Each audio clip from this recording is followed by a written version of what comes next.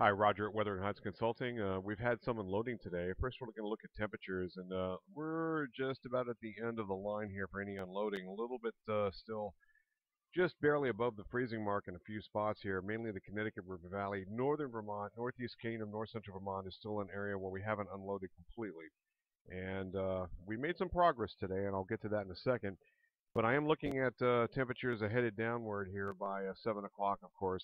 Everybody's well below the freezing mark, or not quite. There we go. By 8 o'clock, we're talking about Rutland and Connecticut River Valley, last areas around southern Vermont, really not a problem anymore. The area we're concentrating on is really north central Vermont, the Northeast Kingdom, roughly in this area that's red. That's where the snowpack is continuing to hold on, but not everywhere. And the good news is that that's in the process probably tomorrow, and certainly with the incoming warm influx of air by Wednesday, things are going to be unloaded. I'm pretty confident of that. Okay, so who's gotten some unloading? We're going to start with Milton and work our way around.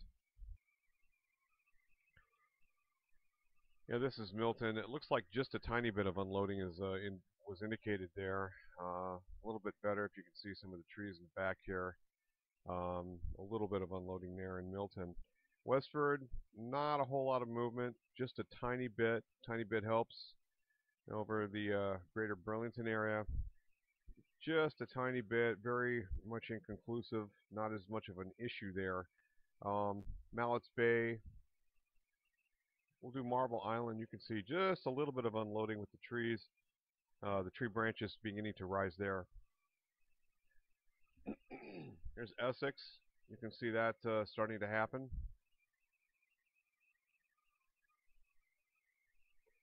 Shelburne, a little bit of unloading there as well. Forget that one.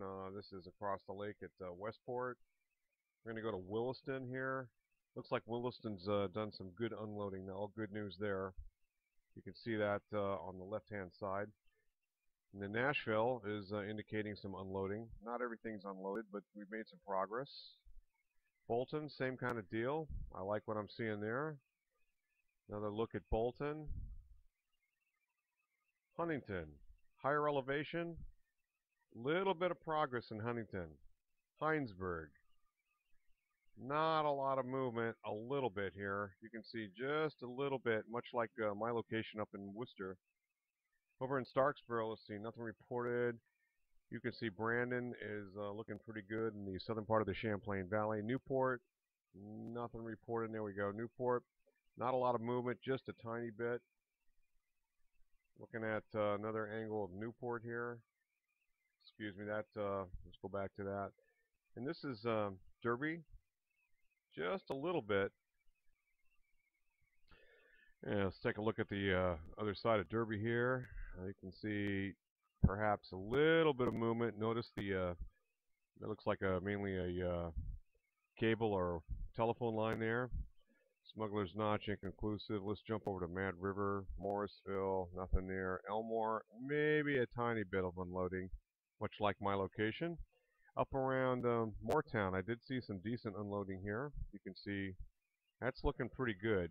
I like how that's unloading there. Sugarbush, you might notice that well, earlier on this morning there was a lot wider, so I think we have unloaded in the higher elevations more. Waitsfield, little bit. You can see some of those trees in the back, the conifers, noticeably. My location, Worcester, was still pretty socked in. Murray Hill, Montpelier area, definitely have unloaded. This is all good news there. Around Berlin, not so much. Another shot of Berlin. Looking at some of the trees here, not a lot of movement. Cabot, we've seen a little bit of movement there. Linden, a little bit of movement there. St. Johnsbury, hard to say. Nothing for Lindenville. Walden, a little bit of wind. Still holding on pretty strong on their snow loading. Higher elevations really not budged very much. Washington, Williamstown area, same kind of deal. Brookfield, asphalt surfaces have melted back some, but I'm not seeing a whole lot of unloading going on there. Bethel, we've had a little tiny bit of unloading, not very much. Tunbridge, no good. Newport. I'm Newberry rather. Newberry's looking quite good. Thetford, looking good. Whitehall, nothing to report there. Fairhaven, Rutland Airport. I think there's been a tiny bit of unloading, not much. Menden Mountain, socked in. Not really a whole lot going on there. Shrewsbury, pretty socked in at this point. Okay, so continuing on very quickly here, Hartford rather, nothing there. Pomfret, holy crap. So continuing on here, this is Pomfret. Looks like they've unloaded already. East Wallingford, nothing there. Okemo, I'm saying they've unloaded based on what I can see. Scutney was looking quite good. Down around Bonneville, it looks like they're not unloaded. Pretty much glazed and snow covered. Woodford, Route 9. It looks like it's not reporting old there. Lisbon, New Hampshire, looks like they've unloaded. Hartford, Dartmouth looks pretty good at this point. And Guilford looks very, very good at this point. Westover, and finally Old Bennington. I think Old Bennington's unloaded as well. And this is another interesting thing that's going on. The top of Mount Mansfield has been basically above the clouds, and you got what we call a foehn wall. This is a German foehn with a downsloping wind coming in off the mountains. Pretty amazing stuff here. This is, of course, above the clouds during the day today. Okay, this is a quick look at the high resolution, or actually more trusted modeling. And we have a high pressure ridge that's going to be building in across the region Monday into Tuesday, and that's Monday afternoon, Monday evening. And that ridge of higher pressure then works off to the east. We have the incoming storm system. Now, you can note here that this particular storm is really nothing significant. We're talking very minor amounts of precipitation. This is over a 6-hour period, and this begins here at, that would be about 7 o'clock Tuesday evening. This is 1 o'clock Wednesday morning, so we haven't accrued that much.